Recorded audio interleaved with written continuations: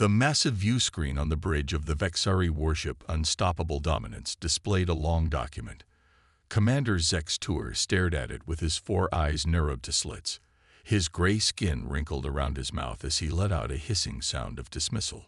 This is what the mighty Galactic Council sends us, a list of species we should fear.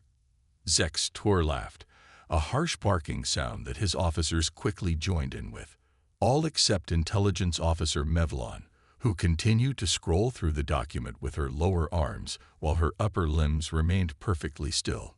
Commander, I believe we should examine the appendices on the humans more carefully, Mevlon said. Their classification as a Class 4 species seems well supported by historical data. Zex Tour waved a dismissive hand. They have barely left their home system, Mevlon. A few colonies, a handful of ships. The Council always exaggerates threats to maintain their position as peacekeepers. The Vexari Dominion had conquered 12 star systems in the past cycle. Their technology was superior to most species they encountered. Their warriors were bred for battle. Their society existed for one purpose: expansion. The document specifically mentions human adaptability and unpredictable response patterns. Mevlon persisted, bringing up images of the human colony on Proxima Centauri V. They appear physically unimpressive, but their historical records show. Enough. Zex Tour slammed his fist on the command console. The Council fears the Dominion's growth. This is why they try to frighten us away from easy conquests. These humans will be an excellent entry point into this sector. Strategic Officer Valdor stepped forward, displaying a holographic map of human territory. The colony on Proxima Centauri B is lightly defended, Commander. Our scans show only 3 military vessels and a small ground force. We could take it with minimal losses and establish our first foothold in this sector. Zex Tour nodded, his crest rising with pleasure. Prepare the invasion fleet. We will show the Council that their warnings mean nothing to the Dominion. Mevlon tried one final time. Commander, I have studied the detailed appendices. The humans have a history off. Your concerns are noted, Intelligence Officer, Zex Tour interrupted. But I have made my decision. Send the preparation orders to the fleet. The command room emptied as officers hurried to carry out their orders. Only Mevlon remained, still reading the Council's warning document. She pulled up the classified sections that detailed previous encounters with humans. The words on her screen were troubling. Despite their technological limitations, humans display remarkable tactical innovation when cornered. Their historical development has been shaped by constant warfare among their own kind, creating a species that thrives in conflict rather than being diminished by it. Their biological adaptability is matched by their cultural flexibility, allowing them to incorporate and improve upon technologies and strategies from adversaries with unusual speed. Mevlon closed the document with a sense of unease. In the Dominion's history of conquest, they had never encountered a Class 4 species. The classification system used by the Council ranged from Class 1, safe for unrestricted contact, to Class 5, engage only through diplomatic channels. A Class 4 designation meant engage with extreme caution. 3 days later, the Vexari invasion fleet assembled at the edge of the Proxima Centauri system. 40 warships arranged in perfect formation, ready to sweep aside the human defenses. On the command bridge, Zex Tour addressed his officers. This will be a simple operation. Our scans show minimal orbital defenses and a colony of less than 10,000 humans. We will demonstrate our power, accept their surrender, and begin our expansion into this sector. Mevlon stood silently at her station, watching as the fleet moved forward into the system. She had done her duty by warning the commander. Now she could only observe and gather data on these humans to better understand what made the Council classify them as dangerous. The fleet moved toward the 4th planet, where the human colony waited. None of the Vexari noticed the small, stealthy drones that observed their approach, transmitting data back to the human defenders who were already preparing their response. The Vexari were about to learn why the Council had warned them about humans. Captain Alan Wright of the Earth Defense Coalition vessel Guardian stood on the bridge, watching the approaching Vexari fleet on the main screen. His face remained calm despite the odds against them. Only 3 human ships against 40 alien warships. They're exactly where we want them. Susan, he said to Lieutenant Susan Bell, his second in command. Right in the path of the mines. Lieutenant Bell nodded, her fingers moving quickly over her control panel. Proximity mines armed and ready. Defense satellites in position. The colony on Proxima Centauri B had known this day might come. Humans had spread to the stars prepared for trouble. Every colony, no matter how small, had defenses that were not obvious to outside observers. All colonists are in the underground shelters, reported Communications Officer Pete Daniels. Defense teams are in position. Wright took a deep breath. Let's welcome our visitors. The Vexari fleet moved forward in perfect formation. On the bridge of the Unstoppable Dominance, Commander Zex Tour watched with satisfaction. No response from the humans yet, reported Valdor. Their ships are holding position near the planet. They recognize our superiority. Zex Tour said with a pleased hiss. Send the demand for surrender. Before the message could be sent, the space between the Vexari fleet and the planet lit up with explosions. Hidden mines detonated, catching the front line of ships in a web of destruction. Evasive action, screamed Zex Tour, but it was too late for 3 of his smaller ships, which broke apart in the unexpected attack. On the Guardian, Captain Wright gave his next order. Launch fighters. Small, fast ships shot out from hidden bays on the planet's surface and from the 3 human vessels. They darted between the larger Vexari ships, causing confusion in their tight formation. Their formation is breaking, Lieutenant Bell reported. They didn't expect fighters. Intelligence Officer Mevalon studied the human tactics with growing concern. Commander, they are using the debris field from our destroyed ships as cover.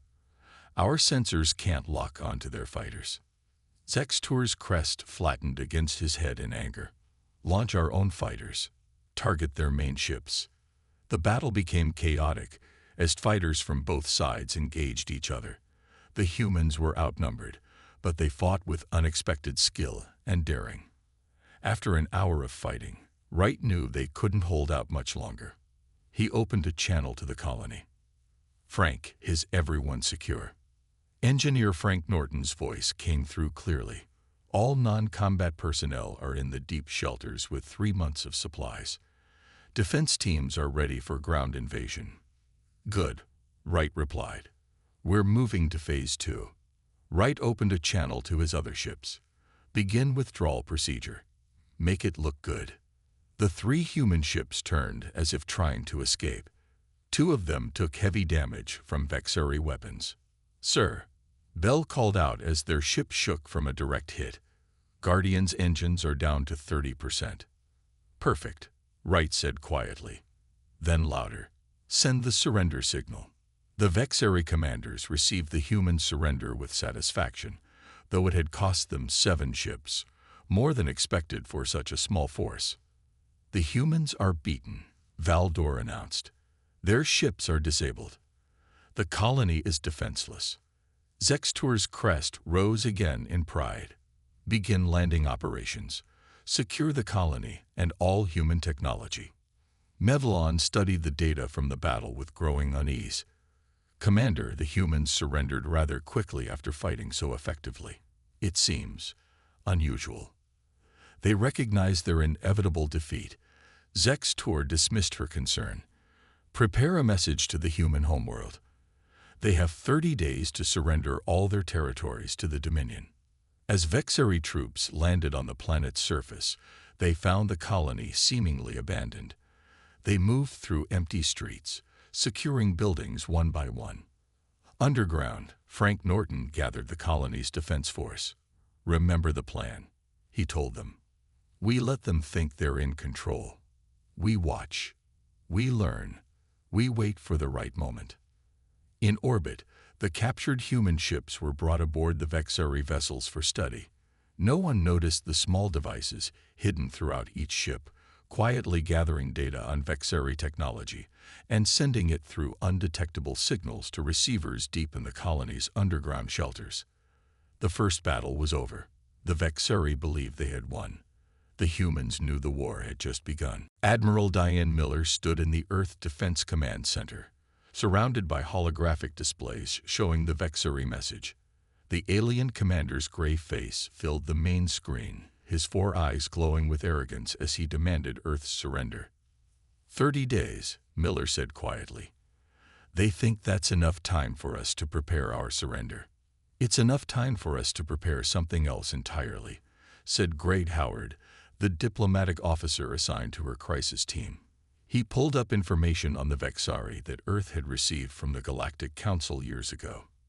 They're conquerors. They've never been stopped before. Dr. Patricia Campbell, the team's xenobiologist, studied the biological data on the Vexari. They evolved from pack hunters. Hierarchy is everything to them. They don't expect prey to fight back effectively. Miller nodded, then pressed a button on the table. Implement Protocol Hornet's Nest. Across Earth and its colonies, military forces began to mobilize, but not in the way the Vexari might expect. Small, specialized teams were assembled. Scientists and engineers worked around the clock. Diplomatic channels activated quietly, reaching out to other species. I need to speak with the Trilaxians, Howard told Miller. They've had dealings with the Vexari before. Do it, Miller said. And Campbell, I need you to find me a weakness. These aliens have biology different from ours. That gives us options. Campbell nodded, already exploring the data. Their sensory systems are more advanced than ours, but that might make them vulnerable to overload. And their hierarchical psychology has exploitable flaws. While Earth prepared, Frank Norton and his resistance fighters on Proxima Centauri B were gathering intelligence. Hidden in the vast underground network beneath the colony, they'd monitored the Vexari through tiny drones and hidden cameras. They're studying our technology, Norton told his team as they watched a Vexari engineer examine a human shuttle. But they're missing the important parts. Before the invasion, the colonists had removed key components from their technology and replaced them with convincing but flawed versions. The Vexari were learning human technology, but much of what they learned would lead them to wrong conclusions. The data transmitter is working, said Lena Foster, Norton's communications expert. She monitored a small device sending compressed bursts of information back to Earth through channels the Vexari couldn't detect. Earth is receiving everything we gather. Norton smiled. Good. Now we need a sample. That night, a small team of resistance fighters slipped out of the underground complex. They moved through the colony silently, avoiding Vexari patrols. Their target was the medical facility where the aliens had set up their field treatment center. We need blood and tissue samples, Norton had told them. Dr. Campbell needs them to complete her work. The team successfully infiltrated the facility, collected their samples, and disappeared back into the underground network before the Vexari realized anything was missing. Back on Earth, Greg Howard met with Ambassador Krell of the Trilaxians, a species that had managed to negotiate peace with the Vexari after initial conflicts. The Vexari respect only strength, Krell explained, his translucent skin shifting colors as he spoke. But their definition of strength is narrow. They expect direct confrontation. Anything else confuses them. Confusion is exactly what we plan to give them, Howard replied. Can your people provide us with the technical specifications of their shield systems? Krell's skin turned a deep blue. The Council has forbidden direct interference. We're not asking for weapons or troops, Howard said. Just information. Information isn't interference. After a moment, Krell nodded slowly. I will provide what I can. In her laboratory, Dr. Campbell received the samples from Proxima Centauri. She worked tirelessly, analyzing the Vexari biology down to the cellular level. Found it, she announced to Admiral Miller 3 days later. Their nervous system has a unique characteristic. We can develop a compound that will affect them without harming humans. Miller looked at the progress reports from all teams. Earth's response was taking shape. 17 days until their deadline, she said. We'll be ready. On the unstoppable dominance, Commander Zextur received a disturbing report from Mevlon. The humans are not preparing evacuation ships as expected, she said. Their communications don't indicate panic or surrender preparations. Zextur dismissed her concerns. They are in denial. When our fleet appears in their home system, they will understand the futility of resistance. Mevlon wasn't convinced. Something about the humans' behavior didn't match any conquest pattern the Vexari had encountered before. Ambassador Richard Owens walked into the Great Hall of the Galactic Council. The massive chamber held representatives from over 200 species. Some looked almost human. Others were so different that humans had trouble understanding how they even thought. Owens approached the central platform, aware of the eyes and other sensory organs following him. Earth had never sent a representative to request council action before. Esteemed council members, Owens began, his voice calm and measured. I come before you to request intervention against the Vexari Dominion's unprovoked attack on our Proxima Centauri colony. The chief counselor, a tall being with iridescent skin, responded. We have received your report, Ambassador Owens. The council warned the Vexari against engaging with humans. However, we cannot directly interfere in this conflict. Owens had expected this answer. May I ask why? The Vexari ignored your explicit warning. Doesn't that merit some response? Ancient treaties limit our direct intervention, explained another council member. We can provide information and diplomatic channels, but we cannot take military action against the Vexari. Owens nodded slowly, then spoke again. I understand. Then I wish to share something about humans with this council. He stepped forward, activating a holographic display that showed Earth's history. Images of human wars, disasters, and struggles appeared, but also images of humans helping each other, rebuilding, and persisting. Throughout our history, humans have faced challenges. We have sometimes fought among ourselves, but we have always adapted. We have always survived. The Vexari believe that because they have superior numbers and technology, victory is assured. They are wrong. The council chamber was silent as Owens continued. We do not ask you to fight our battles. We ask only that you remember what happens when the warnings about humans are ignored. His speech ended, and Owens returned to his seat. Several council members approached him afterward, offering quiet support that fell short of official aid, but opened doors for unofficial assistance. Meanwhile, on Earth, Dr. Campbell presented her completed work to Admiral Miller. The compound is ready. It affects the Vexari nervous system, causing disorientation and mild illness. It won't kill them, but it will significantly reduce their combat effectiveness. Miller examined the reports, and it's completely harmless to humans. Completely, Campbell confirmed. Their biochemistry is different enough that what makes them sick has no effect on us. Miller nodded. Begin production immediately. We'll need to get it to Norton's resistance team. In the Proxima Centauri system, Commander Zextur grew impatient. The human homeworld had not responded to his demands, and his scouts reported unusual activity in nearby star systems. They are preparing their defenses, Valdor suggested. Perhaps we should shorten their deadline. Zextur agreed. Send a new message. They now have 15 days to surrender, not 30. This will disrupt any plans they are making. Mevlon, monitoring human communications, noticed something strange. Commander, I am detecting coded transmissions coming from the planet. I believe the humans have hidden survivors who are communicating with their homeworld. Impossible. Zextur dismissed. Our scans detected no signs of life outside the captured humans. Our scans may have been fooled, Mevlon insisted. These humans are more resourceful than we anticipated. Deep underground, Norton received the package sent from Earth through a covered supply ship that had slipped past Vexari patrols. Inside were samples of Dr. Campbell's compound and instructions for its use.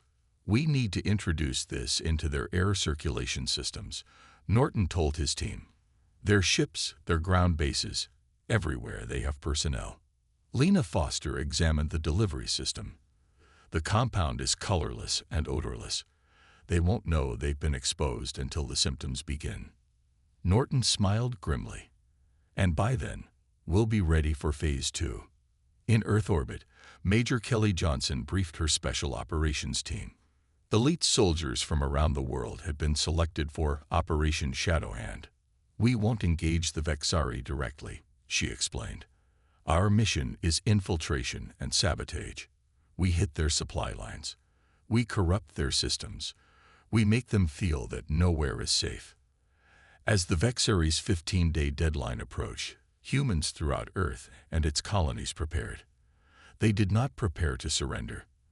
They prepared to show the Vexari exactly why the Galactic Council had warned them to stay away from humans. Major Kelly Johnson's team moved silently through the darkness of space. Their ships were small and designed to avoid detection. They approached a Vexari supply vessel that was heading toward Proxima Centauri with fresh troops and equipment.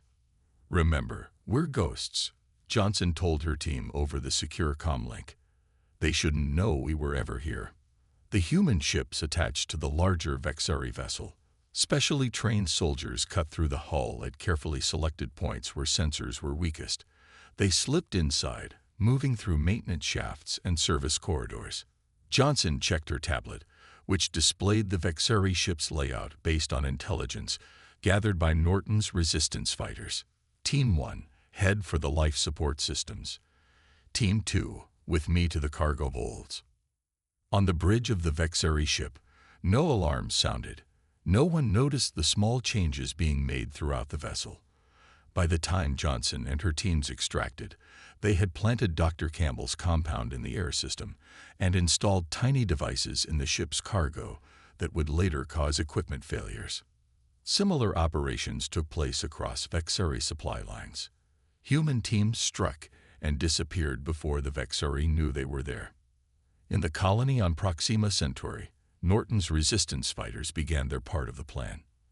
They released the compound into the ventilation systems of Vexari ground bases during the night. They replaced parts in Vexari equipment with identical-looking pieces that would fail at critical moments. 3 days later, the first Vexari soldiers fell ill. The symptoms started small: headaches, dizziness, difficulty concentrating. But they spread quickly through the ranks. On the Unstoppable Dominance, Mevalon brought the reports to Commander Zek's tour. Nearly 15% of our ground forces are reporting symptoms. Commander, our medical team cannot determine the cause. Zek's tour's crest flattened in anger. A human biological weapon? Possibly, Mevalon replied. But our scans show no known pathogens. And now some of our supply ships are reporting equipment failures. From his command center on Earth, tech specialist Jerry Martinez led a team of hackers who had been studying Vexari systems. Using data gathered from Norton's team and Johnson's infiltrations, they had found ways into the alien networks. We don't shut anything down completely, Martinez instructed his team. We make small changes. Navigation calculations that are slightly off. Sensor readings that don't match reality. Communication delays. The hackers worked carefully, making changes so subtle that Vexari engineers would blame them on equipment failures rather than outside interference. As days passed, the Vexari forces began to struggle. More soldiers fell ill. Equipment failed at critical moments. Communications became unreliable. Sensors gave false readings. Commander Zek's tour grew increasingly frustrated. How are the humans doing this? We control the colony. We have superior forces, yet we faced problems at every turn. Mevalon reviewed the growing list of issues. Commander, I believe the humans are waging a different kind of war than we expected. They are not confronting us directly. They are attacking us from within. Impossible. Valdor protested. Our security is perfect. But it wasn't. Human infiltration teams continued their work. The biological compound spread throughout the Vexari ranks. The hackers caused more confusion in their systems. On Earth, Admiral Miller received progress reports from all teams. Operation Shadowhand is succeeding, she told her command staff. The Vexari are weakening. Now we prepare for the direct engagement. The deadline set by the Vexari had passed with no response from Earth. Zextor prepared to make good on his threats. We will attack their homeworld now, he announced to his officers. Prepare the fleet. But when they tried to organize their ships for the assault, nothing worked as it should. Navigation systems gave contradictory information. Communication between ships suffered mysterious delays. Many crew members were too ill to perform their duties effectively. Zextor raged at his officers. Fix these problems immediately. We must attack while we still have the advantage. Mevalon looked at the commander with growing concern. Sir, I don't believe we have the advantage anymore. The Council's warning about humans, I think we are beginning to understand what it meant. Deep in space, Earth's defense fleet prepared to move. Unlike the Vexari's problems, the human ships were functioning perfectly. Admiral Miller gave the order that everyone had been waiting for. Launch the counterattack. The human fleet emerged from jump points around the Proxima Centauri system. But it wasn't what the Vexari expected. Instead of large battleships matching the Vexari vessel for vessel, thousands of small craft appeared. Each was barely larger than a fighter but packed with advanced weapons and piloted by a single human. Admiral Miller watched from her command ship as the swarm deployed. Lieutenant Powell, your units have the lead. Hit their weakened sectors first. Lieutenant Samantha Powell led the first wave, her voice calm as she gave orders to her pilots. Form attack pattern Delta. Target their sensor arrays and weapons systems, where Martinez's team created vulnerabilities. The small human ships moved with incredible speed and coordination. They darted between the larger Vexari vessels, attacking in ways that made no sense to Vexari battle doctrine. On the unstoppable dominance, alarms blared as reports flooded in from all directions. The humans are everywhere. Valdor shouted, his military training failing him in the face of such unusual tactics. They aren't following any known attack pattern. Zextor watched in growing horror as his fleet's formation fell apart. Ships that should have been providing overlapping fire support couldn't coordinate their actions. Weapons systems targeted empty space while human vessels struck from unexpected angles. Launch all fighters, he ordered. Destroy these human pests. Vexari fighters poured out of the larger ships, but many of their pilots were suffering from the effects of Dr. Campbell's compound. Their reactions were slow. Their judgment was impaired, and the small modifications made to their craft by Johnson's infiltration teams began to take effect. Powell's voice came through the comm system again. They're launching fighters with faulty guidance systems. Press the advantage while they're confused. The human ships swarmed around the Vexari vessels like angry bees. They struck at the weak points identified during weeks of intelligence gathering. Weapons failed. Shields flickered. Communications broke down between ships. On the colony surface, Norton received the signal he had been waiting for. The fleet is here. Begin the ground assault. The resistance fighters emerged from their hiding places throughout the colony. They had spent weeks distributing weapons and equipment to every able-bodied colonist. Now they struck at the weakened Vexari occupation forces from all directions. Vexari soldiers, many still suffering from illness, found themselves under attack by colonists who knew the terrain perfectly. Hidden tunnels allowed the humans to appear seemingly out of nowhere, strike, and then disappear again. In space, the battle continued to go badly for the Vexari. Their rigid battle formations broke down in the face of the human swarm tactics. Ships that should have supported each other couldn't coordinate effectively due to the sabotage of their communication systems. We need to retreat, Mevlon urged Commander Zextor. Regroup and develop a new strategy. Zextor's pride wouldn't let him accept defeat. No, we will crush these humans. They cannot match our power. Sir, Mevlon insisted, their strategy has neutralized our power. Look at the tactical display. We've lost 12 ships already. The commander finally saw the truth of her words. The mighty Vexari fleet was in disarray. Very well. Order all ships to fall back to the system edge. We will regroup and return with reinforcements. But when the Vexari tried to retreat, they discovered another unpleasant surprise. The route they had planned to use was blocked by ships from several alien species, allies that Ambassador Owens had secured through his diplomatic efforts. "Commander," Valdor reported with panic in his voice, "we have Trilaxian, Boruvian, and Nixtel vessels blocking our retreat vector." "That's impossible," Zextor shouted. "The Council cannot interfere directly." "They aren't Council ships," Mevlon observed quietly. "They appear to be independent vessels that happen to be allied with the humans." Powell's voice reached her pilots again. "The Vexari are trapped. Move in for the final phase." The human swarm closed in, targeting the now surrounded Vexari vessels with precise attacks that disabled rather than destroyed. Admiral Miller's strategy wasn't to annihilate the Vexari fleet, but to capture it. Zextor watched as his ships were systematically disabled around him. The mighty unstoppable dominance, pride of the Vexari fleet, drifted powerless as human vessels surrounded it. For the first time in his life, Commander Zextor felt fear. He finally understood why the Galactic Council had warned against engaging with humans. Admiral Miller's voice transmitted to every ship in the Vexari fleet. "This is Admiral Diane Miller of the Earth Defense Coalition. Your fleet is disabled. Your ground forces are surrounded. You have two choices: surrender or be destroyed." On the bridge of the unstoppable dominance, the officers looked to Commander Zextor. His crest lay flat against his head, a sign of defeat in Vexari body language. "What terms do the humans offer?" he asked, his voice barely above a whisper. Miller's response was firm but not vengeful. "You will release all human prisoners. Your forces will withdraw from our colony. You will pay reparations for the damage caused.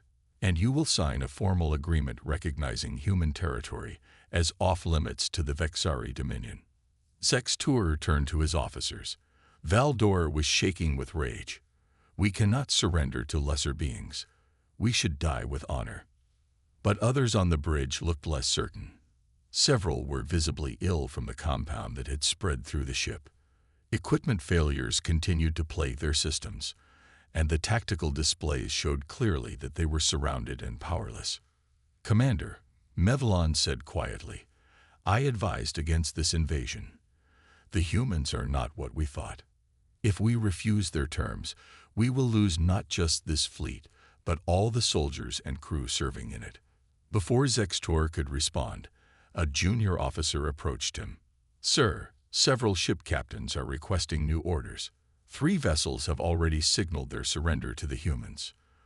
The commander realized he was losing control of his fleet. Faced with certain destruction, his officers were beginning to make their own decisions. "Send our response," Zextor said finally. "We accept the human terms." On the colony planet, Frank Norton and his resistance fighters surrounded the main Vexari base. When word of the surrender reached them, the alien soldiers laid down their weapons. Medical teams moved in, offering treatment for the effects of Dr. Campbell's compound. Norton walked through the colony streets, now free of Vexari control. People emerged from hiding places and underground shelters, cheering as human forces secured the area. "We did it," said Lena Foster, joining Norton as he surveyed the colony. "They never expected us to fight this way." Norton nodded. "That was our advantage. They thought war had rules. We knew better." In orbit, human ships docked with the disabled Vexari vessels. Engineering teams went aboard to ensure the aliens couldn't suddenly restart their weapons. Security teams escorted Vexari officers to designated areas. Lieutenant Powell guided her ship alongside the unstoppable dominance. "Admiral, we've secured the Vexari command ship. Their systems are under our control." "Excellent work, Lieutenant," Miller replied. "Prepare to receive me. I want to meet Commander Zextor in person." When Miller boarded the alien vessel, she found the Vexari commander standing stiffly in the ship's main conference room. His once proud posture was gone, replaced by the defeated stance of a leader who had failed his people. You fought with methods we did not expect, Zex Tour said as Miller entered. The Council was right to warn us about humans. The warning wasn't about our weapons or our fleet size, Miller told him. It was about how humans adapt. We use whatever works. We don't limit ourselves to traditional warfare. As they discussed the surrender terms, Mevlon approached Miller. Admiral, I request asylum with your people. Zex Tour hissed in shock. Intelligence officer, this is treason. No, Commander, Mevlon replied calmly. This is adaptation. The humans have proven themselves the stronger force, and I have information about the wider dominion that may be valuable to them. Miller studied the Vexari officer. We accept your request. You'll be treated fairly. Over the next several days, human forces secured the Proxima Centauri system. The captured Vexari technology was studied and incorporated into Earth's defenses. The prisoners were treated according to the terms of surrender, with medical care provided to all who needed it. Norton became a hero among the colonists. His resistance tactics were documented for future training. When Admiral Miller visited the colony, she found him helping rebuild damaged structures. The Vexari think this is over, she told him. But we know better. The wider dominion may not honor Zex Tour's surrender. Norton nodded grimly. Then we'll be ready for them too. With Vexari technology and Mevlon's information, Earth began preparing for the possibility of a larger conflict. But for now, they had shown the galaxy what happened when someone ignored warnings about humans. 2 months after the battle at Proxima Centauri, Ambassador Richard Owens stood once again in the Great Hall of the Galactic Council. This time, he wasn't alone. Admiral Miller, Frank Norton, and Dr. Campbell stood beside him, invited as honored representatives of humanity. The chief counselor addressed the gathered delegates. Today we witness a rare event. The classification of a species must be updated based on recent demonstrations of their capabilities. Holographic displays showed the battle between human forces and the Vexari fleet. Many council members watched with clear surprise at how effectively the smaller human force had defeated the powerful Vexari. Humanity is hereby reclassified as a Class 5 civilization, the chief counselor announced. From this moment forward, the official recommendation is engage only through diplomatic channels. Owen stepped forward to address the council. We thank the council for this recognition. Humanity does not seek war. We defended ourselves when attacked, but we prefer peaceful relations with all species. As the formal ceremony continued, many representatives approached the human delegation privately. Some offered trade agreements. Others suggested military alliances.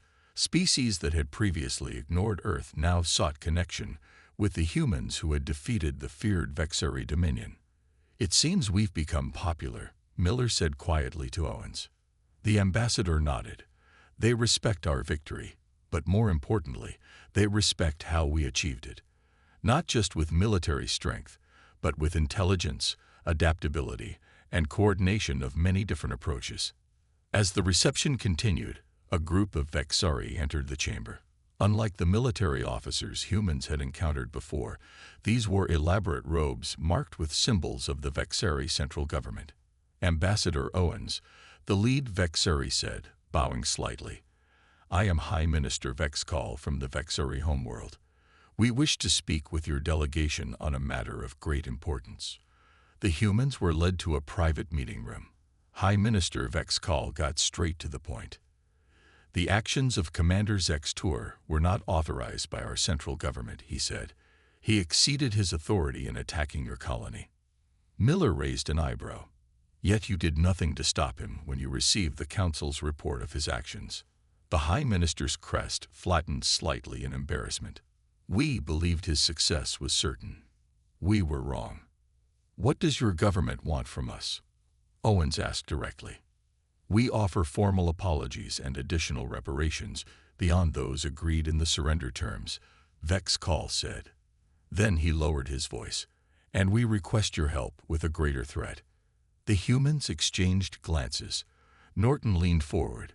What threat could concern the mighty Vexari dominion? There is a species from beyond the galaxy's edge, the High Minister explained. They have attacked several of our outer colonies. They do not communicate.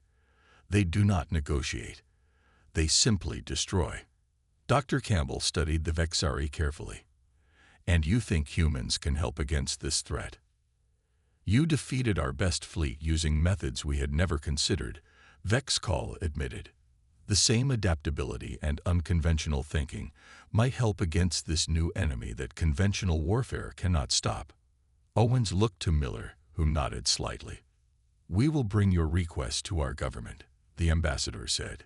If your information proves accurate, perhaps we can discuss a cooperative effort. As they left the council chamber later that day, Miller walked alongside Norton and Campbell. What do you think? Is this a genuine request for help, or some kind of trap? Norton shrugged. Either way, we'll be ready. That's what humans do. Campbell smiled. The Vexari learned their lesson. Now they want our creativity and adaptability working for them, not against them. In the months that followed, humanity's position in the galactic community changed dramatically. The species that had been dismissed as newcomers became valued allies and trading partners. The technology recovered from the Vexari fleet accelerated human development by decades. And when representatives from Earth and the Vexari Dominion signed a formal alliance treaty 6 months later, the Galactic Council noted it as one of the most remarkable turnarounds in recent history. The chief counselor commented to a colleague, "This is why we classify species carefully, and why our warnings should be heeded." The Vexari learned the hard way about humans. Others would be wise to learn from their mistake.